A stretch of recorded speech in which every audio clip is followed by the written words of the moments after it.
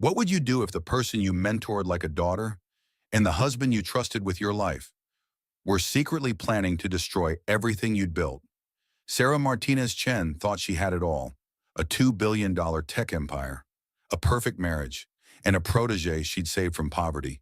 But behind her back, the two people she loved most were orchestrating the ultimate betrayal.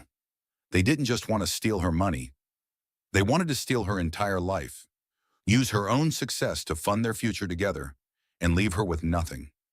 This is the story of how a self-made billionaire discovered the most devastating conspiracy imaginable, and the ruthless way she made them pay for every single lie. Trust me, you've never heard a revenge story quite like this one. So what do you think? Was Sarah's revenge justified, or did she go too far? Drop your thoughts in the comments below.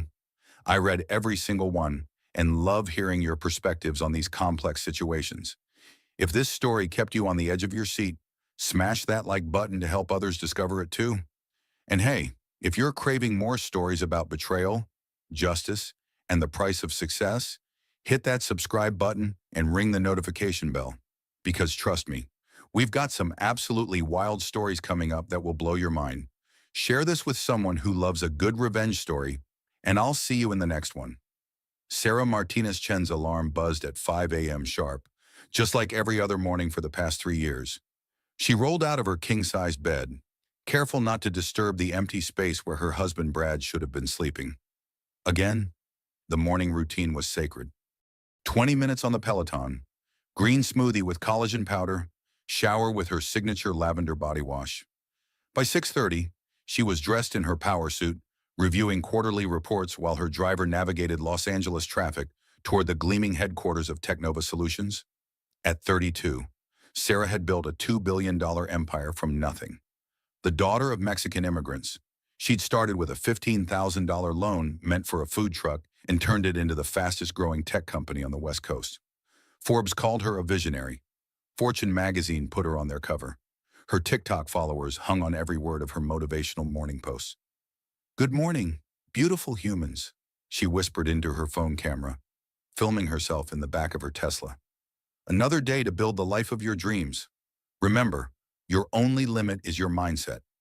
The video would get 500,000 views. The comments would overflow with heart emojis and fire symbols. Young women would screenshot her quotes and post them as inspiration. But Sarah's hands shook slightly as she hit share, and she popped 2 anxiety pills before stepping out at Technova Tower. The 52nd floor buzzed with morning energy. Sarah's corner office overlooked the Pacific Ocean, floor-to-ceiling windows framing a view that cost more than most people's houses. Her assistant Jessica Brooks was already at her desk outside Sarah's office, fingers flying across her laptop keyboard. "Morning meeting with the development team moved to 10, Jessica called out, not looking up from her screen. At 26, Jessica had the sharp efficiency Sarah remembered having at that age.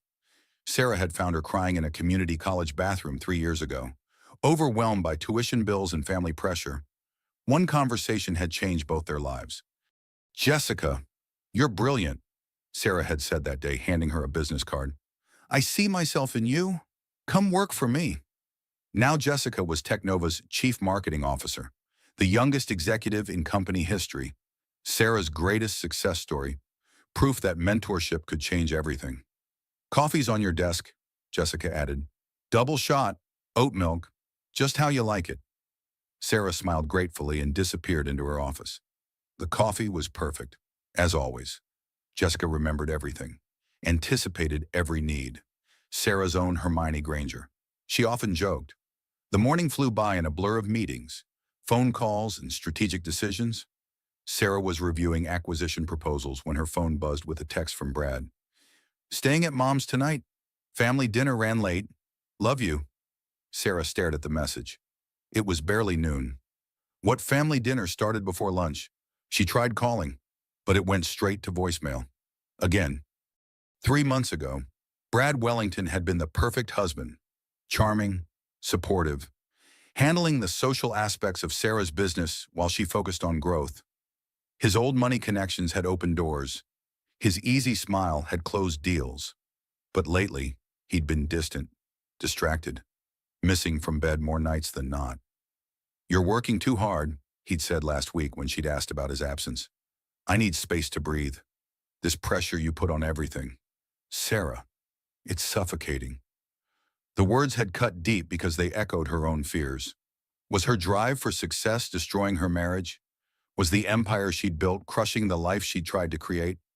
Sarah's reflection was interrupted by Marcus Rodriguez knocking on her door, her chief financial officer and best friend since college. Marcus was the one person who'd been with her since the beginning. He'd helped her write that first business plan, celebrated every milestone, held her hand through every crisis. You look tired, he said, settling into the chair across from her desk. Thanks for the confidence boost, Sarah replied, but she smiled. Marcus never sugarcoated anything. I'm serious. When's the last time you took a real break, not a working vacation, not a conference trip, an actual vacation? Sarah couldn't remember. Every moment was scheduled, optimized, productive. Rest felt like weakness, like giving her competitors an advantage. After the Peterson merger, she said automatically. Marcus raised an eyebrow. That's what you said about the Harrison acquisition. And the Zhang partnership before that? He was right, but Sarah couldn't slow down. Not when she was so close to making Technova the undisputed leader in AI solutions. Not when everything she'd worked for was finally within reach. I'll rest when I'm dead, she joked, but Marcus didn't laugh. That's what I'm afraid of, he said quietly. The Peterson merger celebration party was everything Sarah had envisioned. The rooftop of the Beverly Hills Hotel glittered with string lights and success. Investors mingled with employees. Champagne flowed, and Sarah's speech about building dreams together earned thunderous applause. Brad looked stunning in his custom tuxedo, playing the perfect supportive husband as photographers captured their golden couple image. He worked the room effortlessly, charming investors and journalists with stories about Sarah's brilliance and his pride in her achievements. You're the luckiest man alive, tech journalist David Chen told Brad, clinking glasses, behind every great woman. Is a man smart enough to stay out of her way? Brad finished with a laugh. The crowd loved it. Sarah felt a flutter of the old warmth between them. But when the party ended and they rode home in silence, Brad stared out the window instead of celebrating with her. His phone buzzed constantly. Texts he angled away from her view.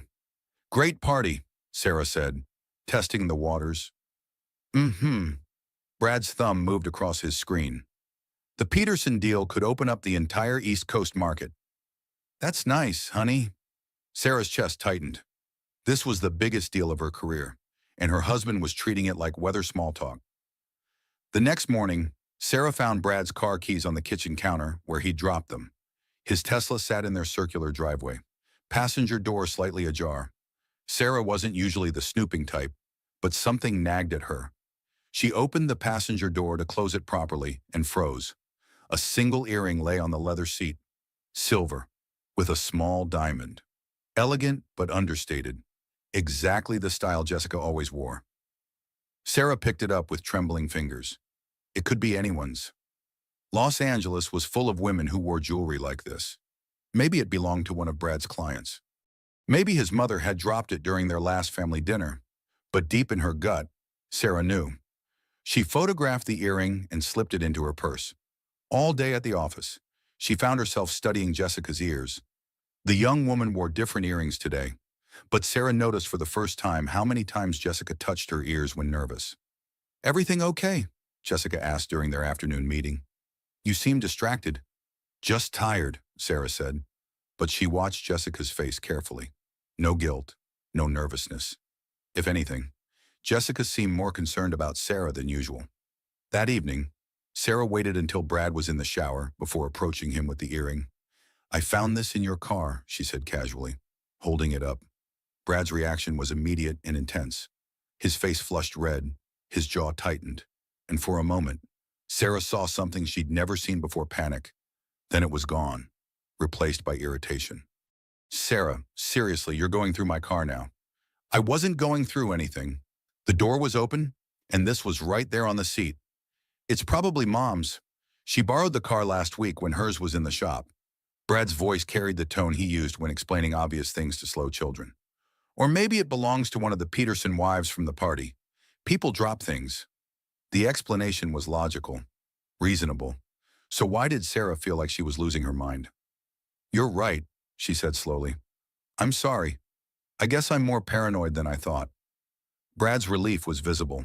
He kissed her forehead, the gesture tender but somehow hollow. You work too hard, baby. All this pressure is making you see threats that aren't there. Maybe you should talk to Dr. Carter again. Dr. Emily Carter was Sarah's therapist, someone she'd started seeing during the early days of building Technova when the stress had been overwhelming. Sarah hadn't needed sessions in over a year, but maybe Brad was right. Maybe the pressure was getting to her. That night, Sarah lay awake staring at the ceiling while Brad slept peacefully beside her. She wanted to believe his explanation, wanted to trust the man she'd married, but the earring felt heavy in her jewelry box, a tiny silver weight that seemed to pull her entire world off balance. She thought about Jessica, so young and ambitious and grateful. Sarah had given her everything: education funding, career opportunities, mentorship that most people would kill for. Jessica called her a guardian angel, credited Sarah with saving her life. But as Sarah finally drifted towards sleep, a treacherous thought whispered in the darkness. What if the woman she'd lifted up was planning to watch her fall? Sarah couldn't concentrate the next day. Every interaction with Jessica felt loaded with hidden meaning. When Jessica brought her morning coffee, Sarah studied her face for signs of deception. When Jessica laughed at Brad's jokes during the quarterly review meeting, Sarah analyzed the sound for intimacy. The paranoia was eating her alive. During lunch, Sarah found herself driving to Santa Monica Community College instead of her usual restaurant. She sat in the parking lot, remembering the day that had changed both their lives. 3 years earlier, Sarah had been guest speaking to Professor Williams' business class, sharing her journey from food truck dreams to tech empire reality. The presentation had gone well, but afterward, she'd gotten lost looking for the bathroom and stumbled into the wrong restroom. That's where she'd found Jessica Brooks, 23 years old and sobbing like her world was ending. I'm sorry, Jessica had gasped, trying to clean mascara streaks from her cheeks. I didn't know anyone was here. Hey, it's okay. Sarah had grabbed paper towels, her maternal instincts kicking in. What's wrong? Everything, Jessica's voice broke. I can't afford next semester's tuition. My mom's sick. My dad left, and I'm working 3 jobs just to pay rent. I'm 2 classes away from my business degree, and I have to drop out. Sarah had seen herself in that bathroom mirror 3 years before, when she'd been 29 and desperate, pitching her app idea to anyone who would listen. The same determination mixed with desperation, the same fire dimmed by circumstances beyond her control. What's your name? Jessica Brooks. Well, Jessica Brooks, what if I told you that some of the best success stories start with rock bottom? Sarah had stayed in that bathroom for an hour, learning about Jessica's ideas for social media marketing, her plans for revolutionizing customer engagement, her dreams of proving that creativity mattered more than connections. By the time they emerged, Sarah had made a decision that felt like destiny. I'm going to pay your tuition, she'd said simply, and I'm going to give you an internship at my company, but I have one condition. Jessica's eyes had gone wide. Anything. Promise me you'll pay it forward someday. When you're successful, find someone else who needs a hand up. Deal, deal. Jessica had grabbed Sarah's hands, tears flowing again, but happy ones this time. You're my guardian angel. I'll never forget this. Never. Present day, Sarah's phone buzzed, pulling her back to the present. A text from Jessica. Where are you? The Chen Industries call moved up to 2 p.m. Sarah stared at the message. 3 years ago, she'd saved Jessica's life, had given her everything. Jessica called her family, said Sarah was the big sister she'd never had. So why did finding that earring feel like standing on the edge of a cliff? Sarah drove back to Technova, her mind churning. She was probably overreacting. Jessica was ambitious but grateful, loyal. She'd never betray the woman who'd changed her life. Would she? The afternoon dragged by in a haze of conference calls and contract reviews. Sarah found herself making excuses to walk past Jessica's desk, looking for signs of guilt or nervousness. But Jessica seemed normal, professional, efficient, occasionally checking her phone between tasks. It was during the 5 p.m. leadership meeting that Sarah noticed something that made her blood run cold. Jessica was taking notes on her tablet, stylus moving quickly across the screen, but every few minutes, She glanced at her phone when she thought no one was looking. The expression on her face during those glances wasn't professional courtesy. It was the soft, private smile of a woman in love. Sarah's presentation about Q4 projections became automatic, her mouth moving while her mind raced. She'd seen that expression on Jessica's face before, usually when discussing weekend plans or mentioning someone special. But Jessica claimed to be perpetually single, too focused on career advancement for serious relationships. So who was making her smile like that after the meeting? Sarah lingered in the conference room, pretending to organize papers while watching Jessica through the glass wall. The young woman packed up her things with unusual speed, checked her reflection in her phone camera, and practically bounced toward the elevators. Sarah had never seen Jessica leave work early, not once in 3 years. Following an impulse that felt both necessary and insane, Sarah took the stairs down to the parking garage. She positioned herself behind a concrete pillar with a clear view of Jessica's Honda Civic. 5 minutes later, Jessica emerged from the elevator and walked quickly to her car. Instead of leaving immediately, she sat in the driver's seat for several minutes, apparently texting. The soft smile never left her face. When Jessica finally drove away, Sarah felt like she was drowning. 3 years of mentorship, friendship, and trust were crumbling around a single silver earring and a secret smile. That night at dinner, Brad was unusually attentive. He asked about her day, complimented her dress, poured her favorite wine. The charm offensive felt deliberate, practiced. "You seem stressed lately," he said over dessert. "Maybe we should take that vacation we've been talking about." "What vacation?" Sarah asked. They hadn't discussed any trips. Brad's fork paused halfway to his mouth. "The one we talked about last month. Remember Tuscany, wine country, disconnecting from work for a week?" Sarah had no memory of that conversation. None whatsoever. "Right," she said slowly. "Tuscany. And unless you'd prefer somewhere else." Brad's voice carried that careful tone again, like he was navigating a minefield. Sarah studied her husband's face, looking for tells. The same face she'd fallen in love with 5 years ago. The same eyes that had promised to support her dreams no matter what. When had she started questioning everything he said? "Tuscany sounds perfect." She lied. But as Brad smiled and launched into detailed vacation planning, Sarah made a different plan entirely. Tomorrow, she was hiring a private investigator. Sarah had never thought she'd be the type of woman to hire a private investigator. Suspicious wives felt like characters from bad movies. Not successful CEOs with empires to run. But sitting in the worn leather chair across from Detective Rivera's desk, she felt exactly like those desperate women she'd always pitied. "I need to know if my husband is having an affair," she said, the words tasting like poison. Detective Rivera was a middle-aged Latina woman with kind eyes and a no-nonsense attitude. She'd come highly recommended by Sarah's attorney, who'd assured her that Rivera was discreet and thorough. "What makes you suspect infidelity, Mrs. Martinez-Chen?"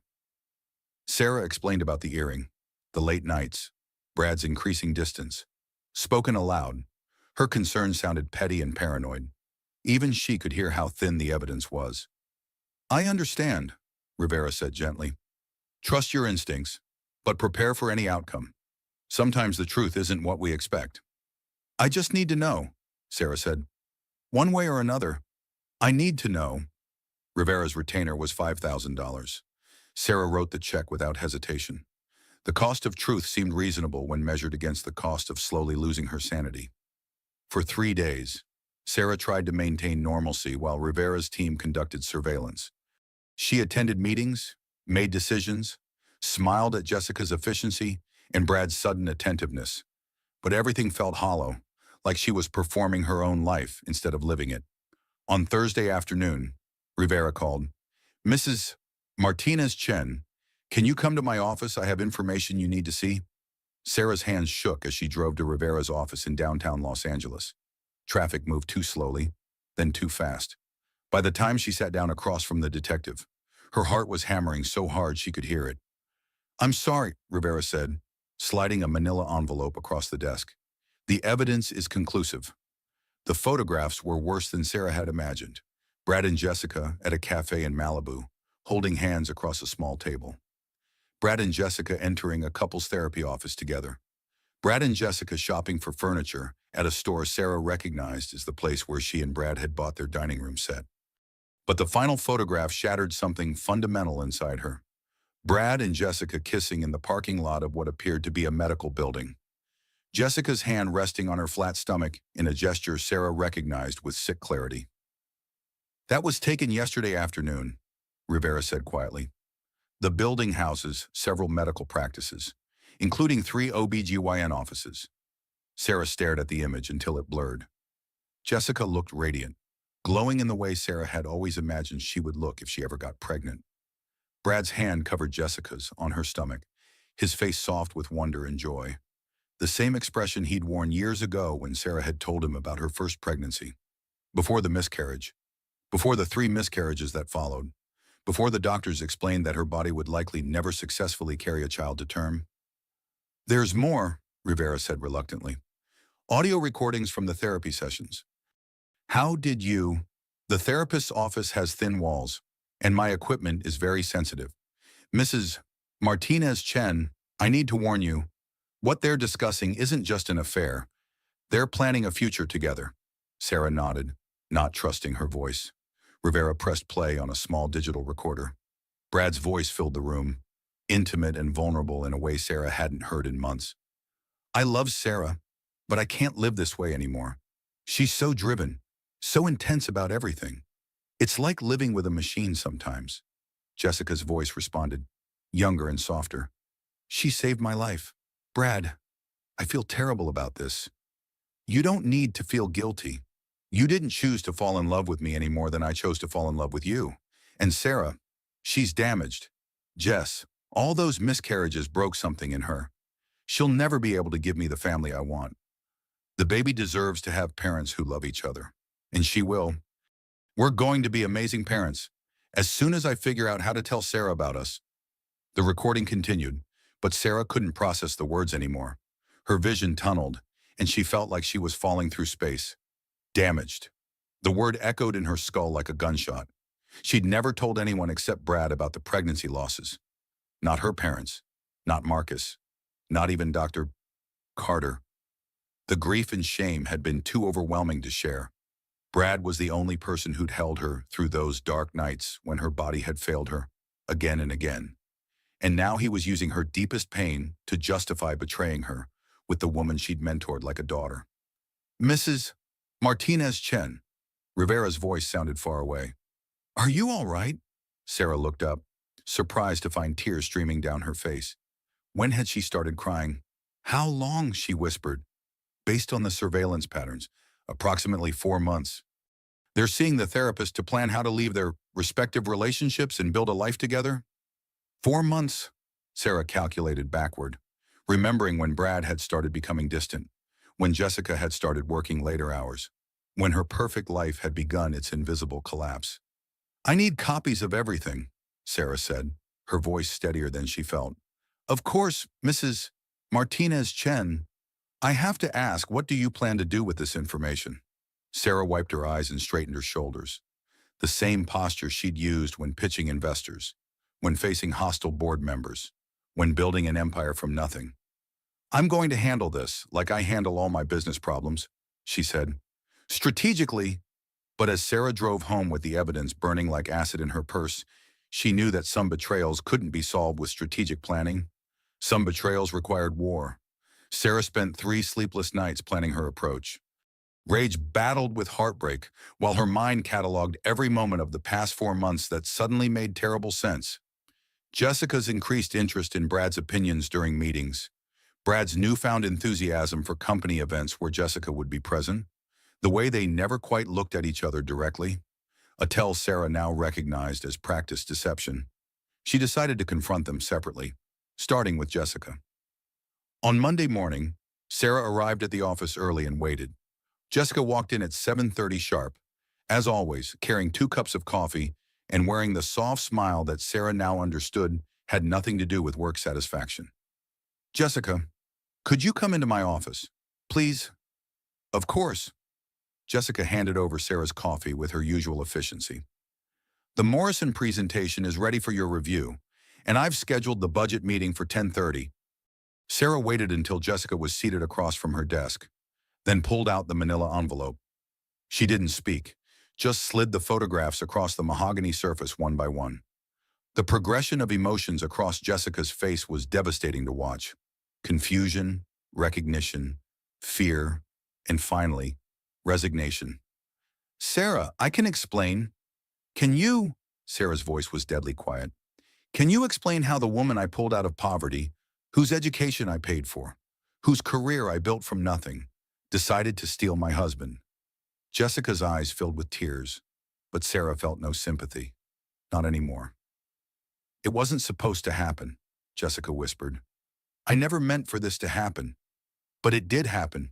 For 4 months. It's been happening. I love him. The words came out broken, desperate. I know that doesn't make it right, but I love him, and he loves me. Do you really think you're the first assistant to fall for a charming married man? Do you think you're special? The cruelty in Sarah's voice surprised even her, but she couldn't stop. 3 years of mentorship, of treating Jessica like family, of believing in their bond, had been a lie. You saved my life, Jessica said, tears streaming now. You're the most important person in my world. I hate myself for this. Not enough to stop. Apparently, Jessica flinched. Sarah, please, let me explain how this happened. I know how it happened. You decided you wanted my life, so you took it. That's not true. Jessica stood up, her composure finally cracking completely. I never wanted to hurt you. Brad and I, we tried to stay away from each other. We went to therapy to try to figure out how to stop feeling this way, but we couldn't. How's the pregnancy? Jessica's face went white. She sank back into her chair like she'd been struck. You didn't think I'd find out, please. I built a surveillance empire. Jessica, I know everything. Sarah, get out. What? Get out of my office. Get out of my building. Get out of my life. Jessica stood on shaking legs. You're firing me. I'm destroying you. Sarah's voice carried the cold precision she used in hostile takeovers. By noon today, every major company in Los Angeles will know exactly what kind of employee you are. You'll never work in tech again. Consider it my final mentorship lesson. Actions have consequences. Sarah, please don't do this. I know I don't deserve your forgiveness, but please don't destroy my career over this. The woman who built an empire is about to burn one down, Sarah said quietly. Starting with yours. Jessica left without another word, and Sarah sat alone in her office, shaking with adrenaline and grief. The confrontation with Brad that evening was different. He was in their home office when she arrived, working on his laptop with unusual focus. Sarah had expected to feel rage when she saw him, but instead she felt nothing. The man she'd loved for 5 years looked like a stranger. We need to talk, she said, placing the photographs on his desk. Brad's reaction was immediate and practiced. No shock, no denials, just resignation mixed with what looked almost like relief. How long have you known? He asked. 3 days. How long has it been going on? 4 months. He closed his laptop and leaned back in his chair. Sarah, I never wanted it to happen this way. What way did you want it to happen? I wanted to tell you. I've been trying to figure out how to tell you. While you were fucking my protege and planning your future family. Brad flinched at the vulgarity, but he didn't deny it. Jessica's pregnant. I know. I'm going to marry her. The words hung in the air like a death sentence. Sarah had known this moment was coming since she'd seen the photographs, but hearing it spoken aloud made it real in a way that hurt more than she'd expected. What about our marriage? What marriage? Sarah, when's the last time we had dinner together without you taking a work call? When's the last time we made love without you checking your phone afterward?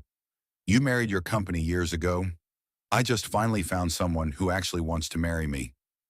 The accusation stung because it carried enough truth to hurt. Sarah had always prioritized work, had always believed that building their empire was building their future together. I built this life for us, she said. You built this life for you. I just happened to be in it. And Jessica wants to be in it now. Brad's expression softened. Jessica wants to build a life with me, a real life.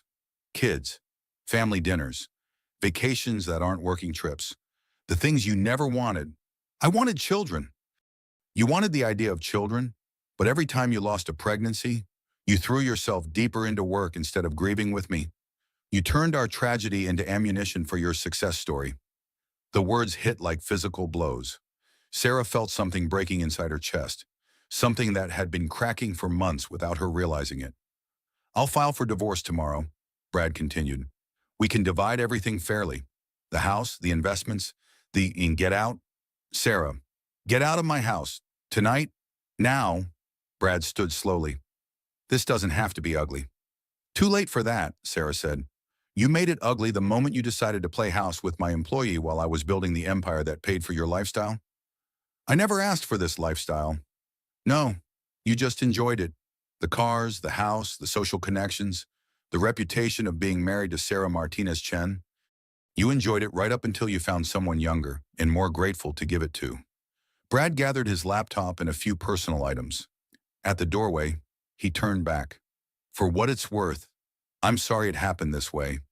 I did love you once. Once? Sarah repeated. How romantic. After he left, Sarah sat in the empty house, surrounded by the life she'd built and apparently lost without even realizing it. The silence was deafening. She pulled out her phone and called the one person who'd never betrayed her. Marcus, she said when he answered, I need you to come over. Bring wine. Bring a lot of wine. On my way.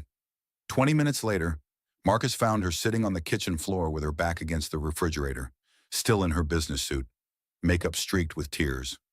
What happened? He asked, sinking down beside her. Sarah told him everything. The investigation, the photographs, the confrontations. Marcus listened without interrupting, his face growing darker with each revelation. I'm going to kill them both, he said when she finished. Get in line. They sat in comfortable silence for a moment before Marcus spoke again. What's the plan? I don't know yet, but Jessica was right about one thing. What's that? Sarah's smile was sharp enough to cut glass. I am the most important person in her world, and I'm about to teach her exactly what that means. Sarah threw herself into work with laser focus, using the routine as armor against the emotional devastation. For 2 weeks, she maintained perfect professionalism while quietly gathering intelligence and planning her next moves. Jessica had cleaned out her desk and disappeared, but Brad remained in their house, sleeping in the guest room while they navigated the initial stages of divorce proceedings. The arrangement was suffocating, but Sarah needed time to make certain financial arrangements before he could claim half of everything.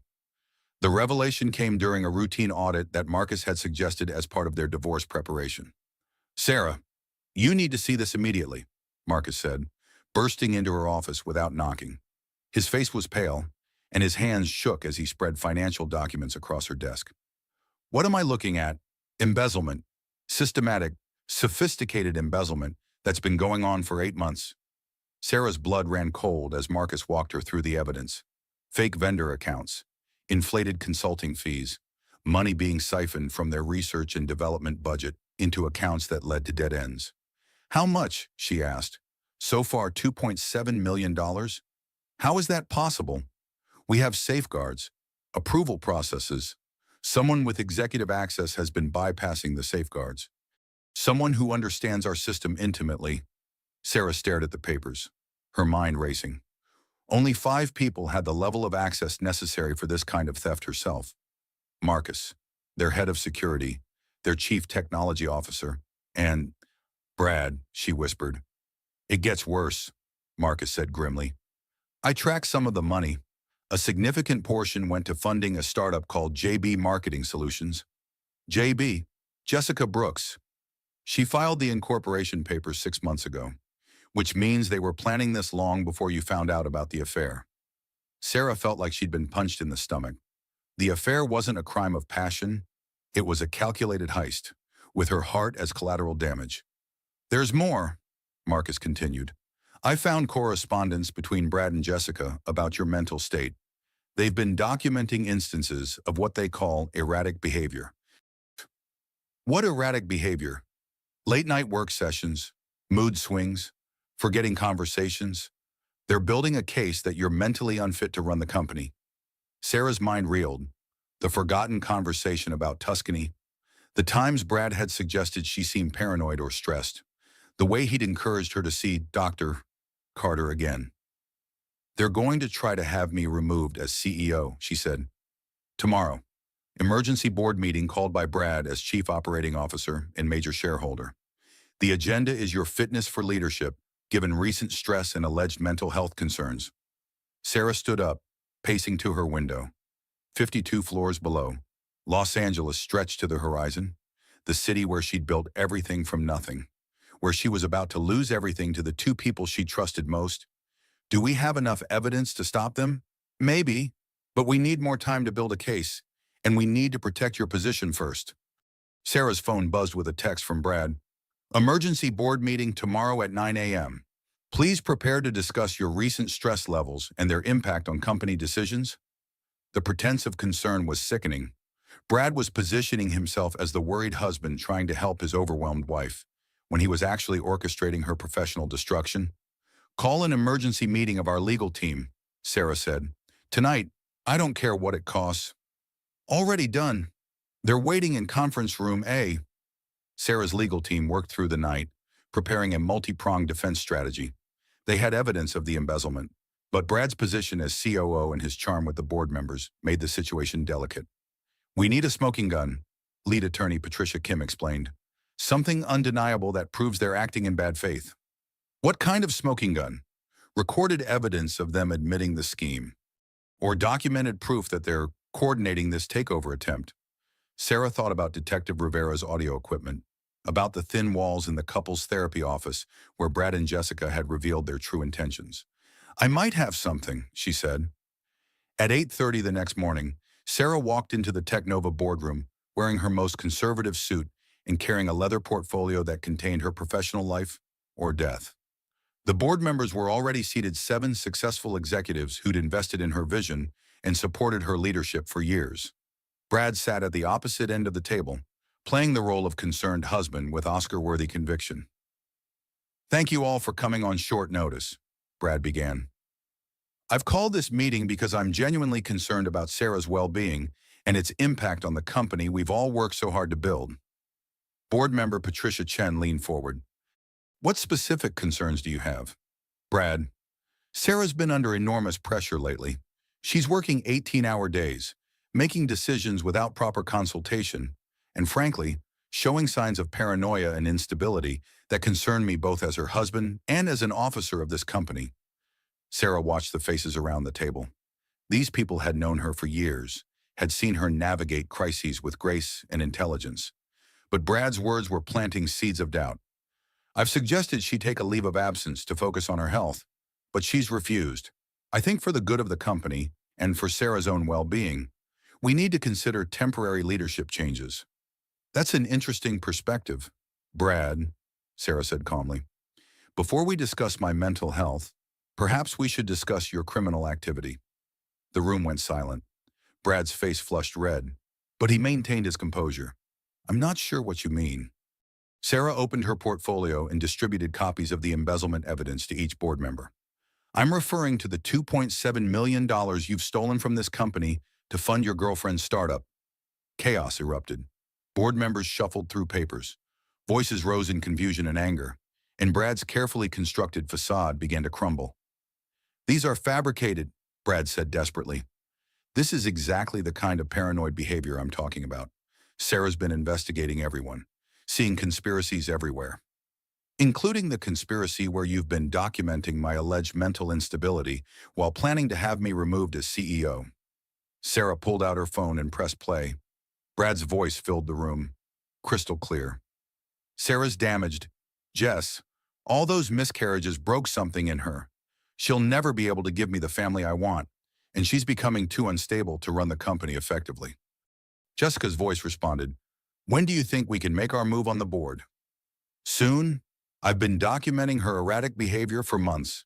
A few more incidents, and I think we can convince them she needs to step down temporarily. Once I'm interim CEO, we can make permanent changes. Sarah stopped the recording. The boardroom was dead silent. Any questions about my mental fitness for leadership? She asked. Board member David Torres was the first to speak. Brad, these are serious allegations. Both the embezzlement charges and the evidence of coordination to remove Sarah from her position. I can explain, Brad started. Don't, Patricia Kim interrupted. Anything you say can and will be used against you in criminal proceedings? Sarah looked down the table at her husband, soon-to-be ex-husband, and felt a cold satisfaction replace the rage that had been consuming her for weeks. The board will vote on your immediate termination, she said, along with criminal referral to the district attorney's office. Sarah, please, Brad said, all pretense finally abandoned. We can work this out. The money can be returned. Oh, it will be returned, along with interest and penalties. But you're done here. Brad, you picked the wrong woman to underestimate. The vote was unanimous, 7-0 for Brad's immediate termination and referral for criminal prosecution. As security escorted Brad from the building, Sarah felt a grim satisfaction. She'd won this battle, but she knew the war was far from over. Jessica Brooks was still out there, carrying Brad's child and holding Sarah's deepest secrets. And Sarah was going to make sure she paid for every single betrayal. With Brad gone, Sarah could focus her full attention on Jessica Brooks. She'd learned valuable lessons from underestimating her enemies, and she wasn't going to make the same mistake twice. Detective Rivera's continued surveillance revealed that Jessica had moved into a modest apartment in West Hollywood, apparently living off savings while her startup struggled to find funding. Without Brad's embezzled money, JB Marketing Solutions was hemorrhaging cash and failing to attract legitimate investors. Sarah's first move was surgical and devastating. She called Patricia Kim, one of Los Angeles' most connected employment attorneys, not for legal advice, but for something more valuable information. I need you to make some calls, Sarah said during their private meeting. Discreet inquiries about Jessica Brooks to every major tech company, marketing firm, and startup in the city. What kind of inquiries? The kind that mention corporate espionage, embezzlement, conspiracy, and fundamental untrustworthiness. Nothing actionable, nothing they could sue over. Just enough to make sure no one will touch her. Patricia nodded grimly. This is about more than revenge, isn't it? This is about justice. Jessica didn't just steal my husband. She helped steal from my company and tried to destroy my career. She deserves everything that's coming to her. Within a week, Jessica's employment prospects had evaporated. 3 job interviews were mysteriously canceled. 2 companies that had shown interest in her startup suddenly went silent. Sarah's network was vast and loyal, and word traveled fast in Los Angeles business circles. But Sarah wasn't finished. Her second move targeted Jessica's personal life with equal precision. Sarah knew from her surveillance that Jessica was struggling emotionally with the pregnancy and the guilt over her actions. She was seeing a therapist and attending a support group for women dealing with unexpected pregnancies. Sarah made a generous anonymous donation to the support group organization, along with a request that they provide additional resources about the challenges facing single mothers, particularly those with limited financial resources and damaged professional reputations. The materials would find their way to Jessica, who would understand exactly who had sent them. Meanwhile, Brad's criminal case was proceeding rapidly. The district attorney's office was prosecuting aggressively, partly because the amount stolen crossed federal thresholds, but also because Sarah's legal team had made it clear that Technova would cooperate fully with any investigation. Brad's high-priced lawyers were already floating plea bargain possibilities, but Sarah had instructed her attorneys to reject any deal that didn't include full restitution and significant jail time.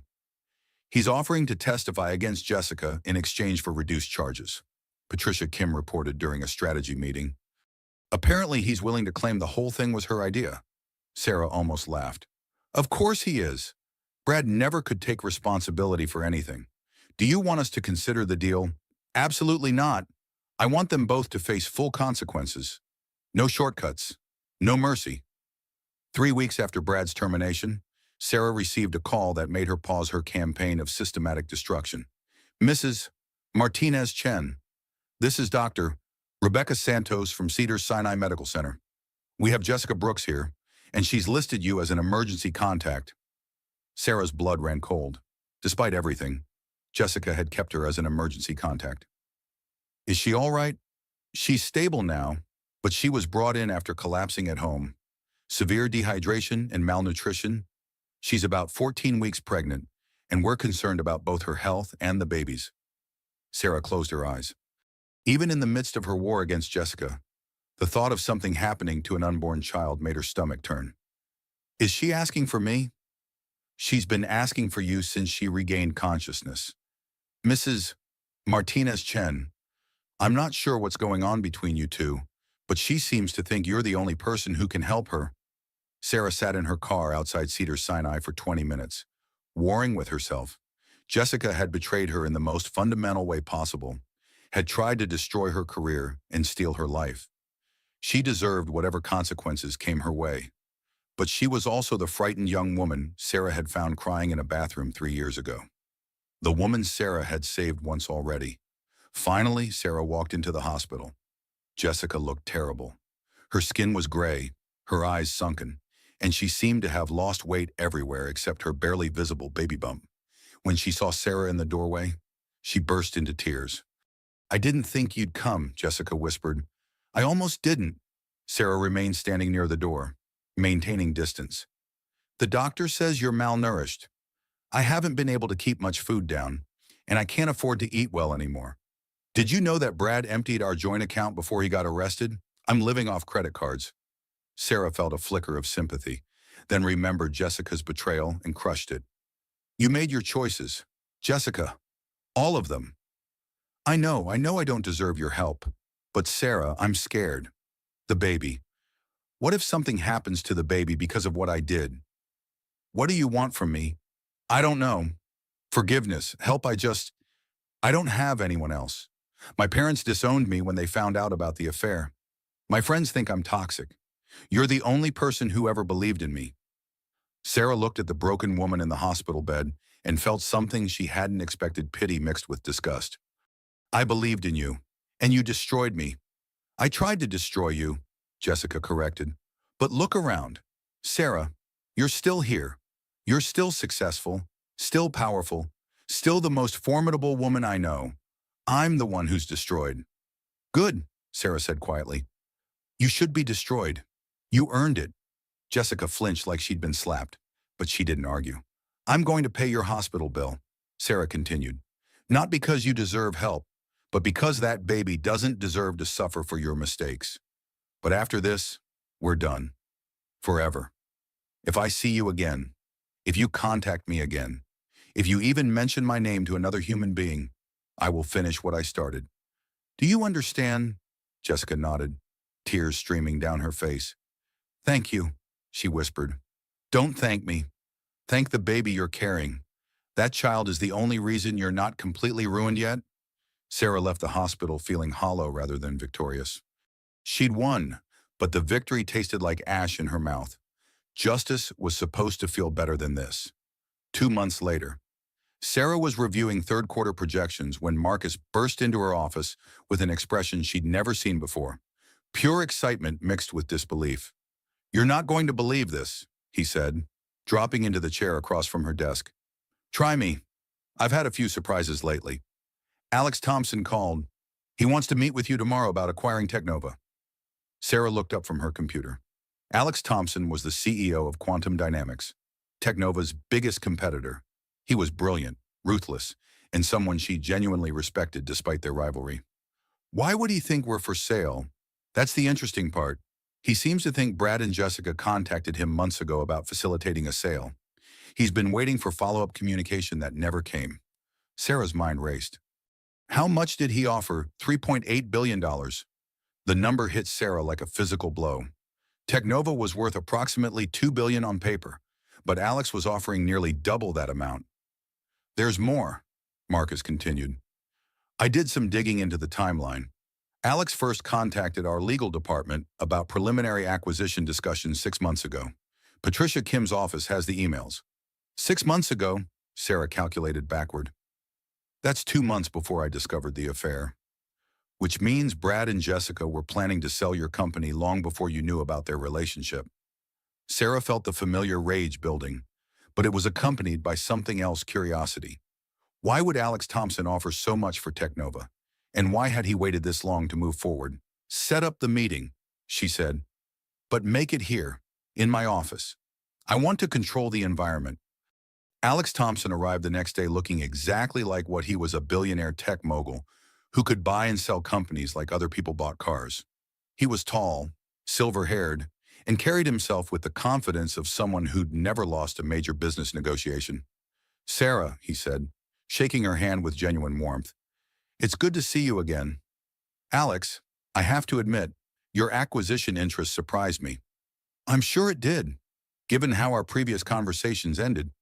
Alex settled into the chair across from her desk and pulled out a tablet. Let me be direct, I've wanted to acquire Technova for 2 years. Your AI development is second to none, and your market penetration in the Southwest is exactly what quantum dynamics needs. So why the secret negotiations with my husband? Alex's expression shifted, becoming more serious. That's where things get complicated. Brad approached me 8 months ago claiming you were interested in selling, but needed the approach to be discreet due to board dynamics. And you believed him. I was skeptical, which is why I insisted on preliminary legal documentation before moving forward. When that documentation never materialized, I assumed you'd change your mind. Sarah leaned back in her chair, processing this information. What kind of preliminary documentation? Proof that he had authority to negotiate on behalf of Technova. Financial records demonstrating company performance. Standard due diligence materials, which he couldn't provide because he was embezzling from us at the time. Alex raised an eyebrow. I heard about the criminal charges. I'm sorry you had to deal with that. Don't be sorry. Be impressed that I caught him. Alex laughed. Trust me, I'm impressed. Which brings me to why I'm here today. You still want to buy my company? Actually, no. I want to propose something different. Sarah waited, curious despite herself. I want to propose a merger. Equal partnership. You maintain controlling interest in the combined entity, but we pool our resources and market share. Combined, we'd control 60% of the AI development market. The offer was staggering, not just financially, but strategically. A partnership with Alex Thompson would make Sarah one of the most powerful tech executives in the world. Why, she asked. You could build your own AI division for less than you're offering to pay me? Because I can't build Sarah Martinez Chen. Your vision, your leadership, your ability to inspire loyalty. Those aren't commodities I can purchase. They're unique to you. Sarah studied Alex's face, looking for deception or manipulation. But he seemed genuine, and his reputation for honest dealing was well established. There's something else, Alex said. Something I think you should know about Brad and Jessica's original plan. I'm listening. They weren't just planning to sell Technova to me. They were planning to use the sale proceeds to start their own company, with Jessica as CEO and Brad as chairman. They wanted to take your life's work, sell it, and then compete against the buyer using your own money. The audacity of the scheme took Sarah's breath away. It wasn't enough for them to betray her personally and professionally. They'd wanted to turn her empire into the foundation of their own success story. How do you know this? Because Brad was drunk at a charity event 3 months ago and told me the whole plan. He thought he was being clever, testing my interest in working with them after the acquisition. What did you tell him? Alex smiled.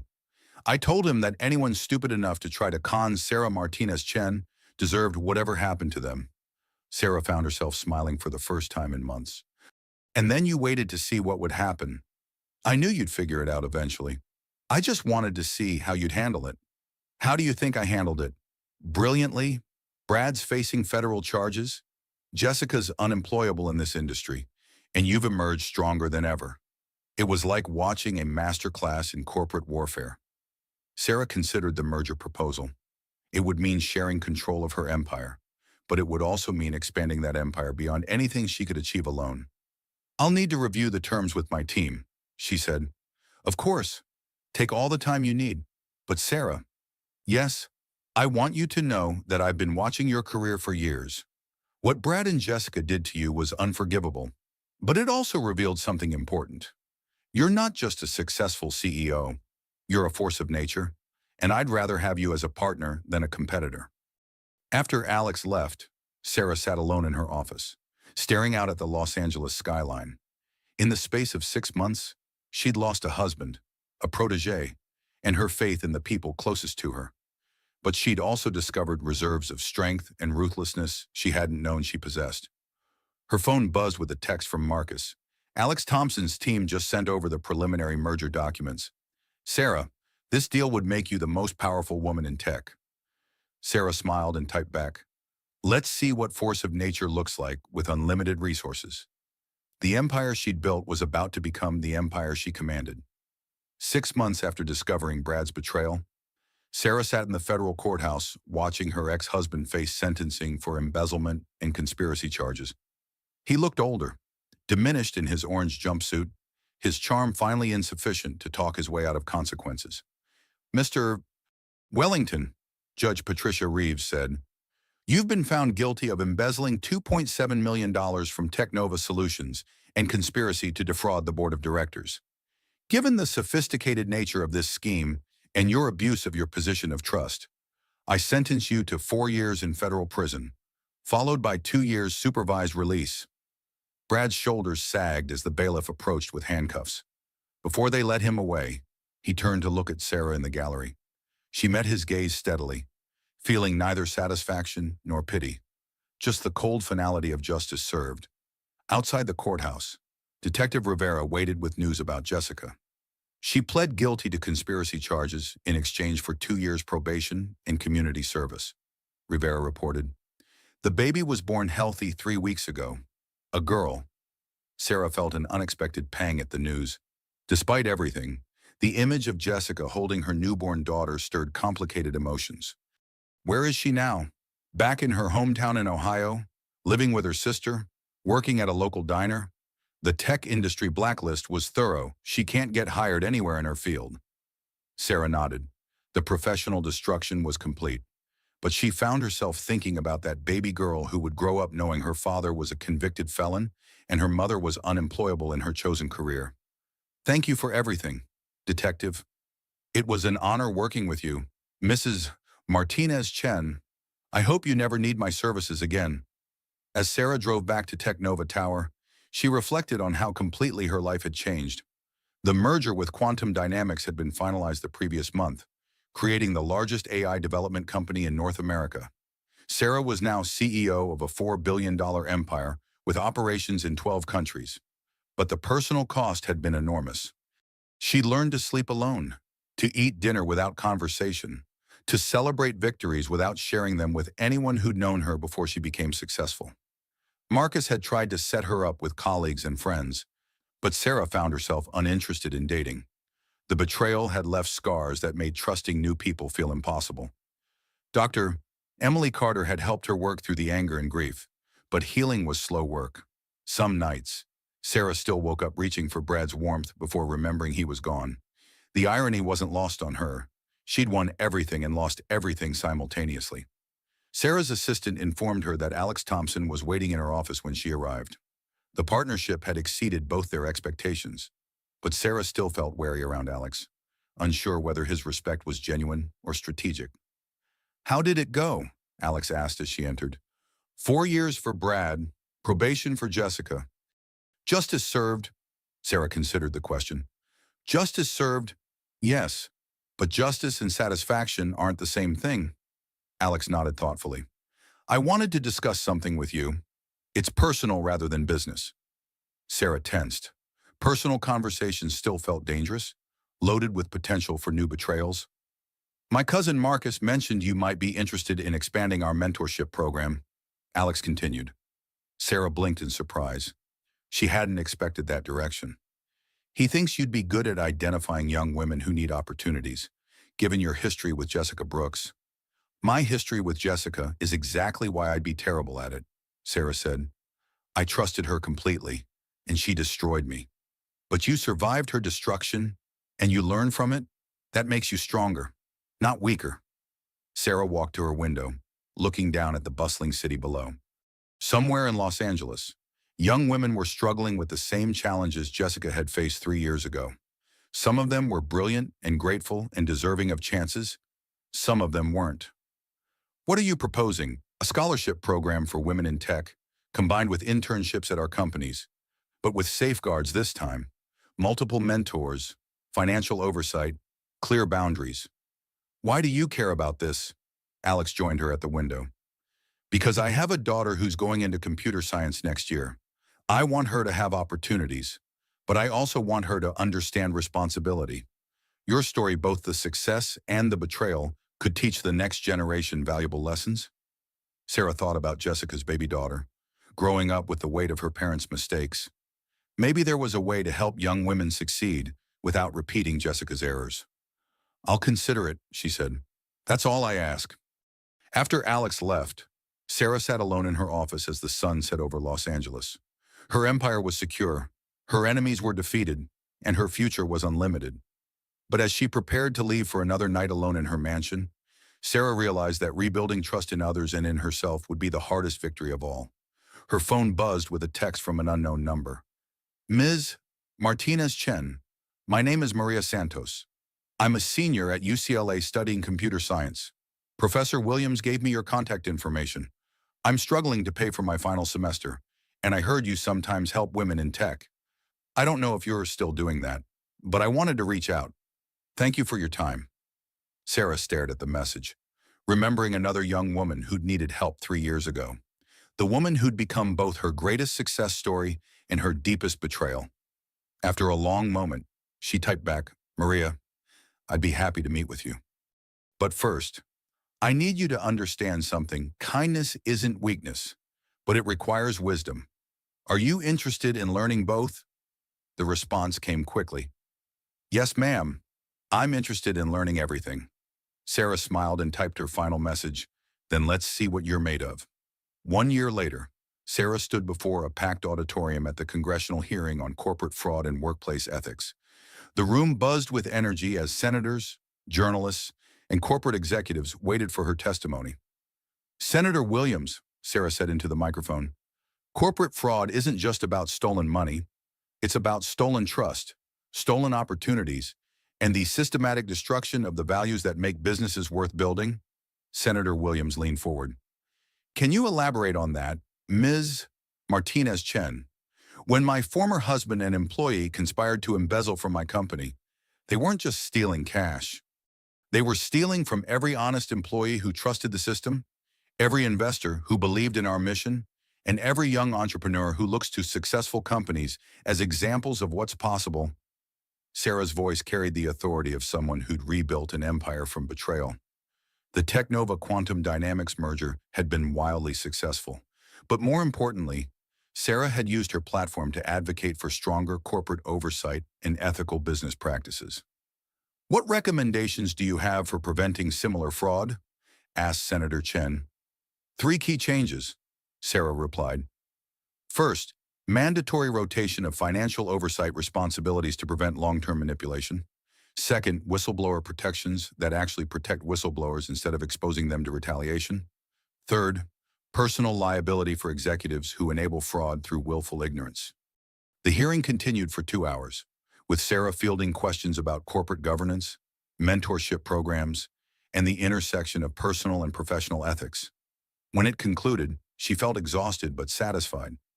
Outside the Capitol building, Marcus waited with updates from the office. "The Santos Scholarship recipients want to know if you'll speak at their graduation next month," he said as they walked toward their car. Sarah smiled. The Maria Santos Scholarship Program, named after the young woman whose text message had inspired Sarah to try mentoring again, now supported 50 women annually in tech education. Unlike her relationship with Jessica, these mentorships were structured with multiple advisors, financial transparency, and clear boundaries. "I'll speak," Sarah said. "How's Maria doing at Google?" "Thriving. She sent her quarterly report yesterday. Her team's project is ahead of schedule and under budget. She also asked if she could nominate her little sister for next year's scholarship pool." The success stories were accumulating. Not every scholarship recipient worked out. Sarah had learned to identify warning signs early and cut ties cleanly when necessary. But the majority were thriving, and several had already started successful companies of their own. "Any word on the Peterson project?" Sarah asked as they settled into the car. "Ahead of schedule. Alex thinks we'll have the prototype ready for testing next month." Sarah's partnership with Alex Thompson had evolved into something she hadn't expected: friendship. Not the blind trust she'd given Brad and Jessica, but the earned respect between equals who'd proven themselves to each other repeatedly. Their combined company was now worth over $6 billion, with operations on 4 continents. More importantly, they'd created a corporate culture based on transparency, accountability, and ethical leadership. "One more thing," Marcus said as they pulled away from the Capitol. "Dr. Carter called. She's offering to refer someone to you." Sarah raised an eyebrow. Referring someone for what? A date. Apparently, one of her colleagues is a widowed surgeon who runs a nonprofit clinic for underserved communities. She thinks you two might have things in common. Sarah had been single for over a year, focusing entirely on rebuilding her professional life and processing the emotional aftermath of Brad's betrayal. The idea of dating still felt foreign, but lately she'd been feeling lonely in a way that work couldn't fix. What did you tell her? That I'd ask you. But Sarah, for what it's worth, I think you're ready. Ready for what? Ready to trust your judgment again. Ready to believe that not everyone is Brad and Jessica. Sarah considered this as they drove through Washington, D.C. traffic.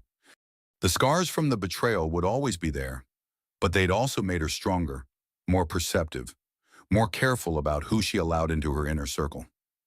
Set up a coffee meeting, she said finally. Somewhere public, daytime, no expectations. Marcus grinned. Already done. Saturday at 2 p.m., the cafe near your house. You presumptuous ass. You decisive visionary. There's a difference. That evening, Sarah sat in her home office reviewing the latest financial reports. The house felt less empty now that she'd redecorated, removing traces of her life with Brad and making the space entirely her own. Her phone buzzed with a news alert. Jessica Brooks, former Technova employee convicted in embezzlement scheme, dies in car accident in Ohio. Sarah stared at the headline, feeling a complex mix of emotions. Despite everything, Jessica had been important to her once. The betrayal had been devastating, but the woman who'd cried in that community college bathroom had been real too. According to the article, Jessica had been working as a waitress and living with her sister. Her daughter, now 8 months old, had survived the accident and would be raised by Jessica's family. Sarah closed the news app and sat in silence for several minutes. Jessica's story was over, but the baby girl would carry the consequences for the rest of her life. On impulse, Sarah opened her laptop and began typing. Dear Santos Family Scholarship Board, she wrote, I'd like to establish a new fund in honor of Jessica Brooks, specifically for the children of parents who've made serious mistakes but deserve opportunities to create better lives. The fund should be managed separately from our existing programs, with additional oversight and support services. She paused, thinking about the baby who would grow up knowing her father was a convicted felon and her mother had died in disgrace. Sometimes, Sarah continued typing, the children of our worst mistakes deserve our best efforts at redemption. After sending the email, Sarah walked out to her backyard and sat by the pool. The Los Angeles skyline glittered in the distance, the lights of a city full of dreamers and schemers, visionaries and betrayers. She'd built an empire, lost everything, and built something even better from the ruins. She'd learned to distinguish between trust and wisdom, between kindness and naivety, between forgiveness and stupidity. Tomorrow she'd wake up as the CEO of a $6 billion company, the founder of a scholarship program that was changing lives, and a woman who'd proven that the empire she built couldn't be destroyed by anyone except herself. But tonight, she was simply Sarah Martinez Chen, a woman who'd survived betrayal and emerged stronger, ready to try trusting again carefully, thoughtfully, but genuinely. Her phone buzzed with a text from an unknown number. Ms. Martinez Chen, this is Dr. James Parker. Emily Carter gave me your number. I'm looking forward to our coffee on Saturday. Fair warning, I'm going to ask you about your work with young entrepreneurs. I'm starting a mentorship program at my clinic, and I could use advice from someone who's navigated both success and disaster. Sarah smiled and typed back, Dr. Parker, I'm looking forward to it too. And yes, I have strong opinions about mentorship, safeguards, and the difference between helping someone and enabling them. We'll have plenty to discuss. As she sent the message, Sarah felt something she hadn't experienced in over a year, genuine excitement about the future. The empire she'd built was stronger than ever, but more importantly, she was stronger than ever. And for the first time since discovering Brad's betrayal, that felt like enough. The end. Never mistake my kindness for weakness. I built this empire once. I can burn yours down twice. But sometimes, the greatest victory is knowing when to build something new instead.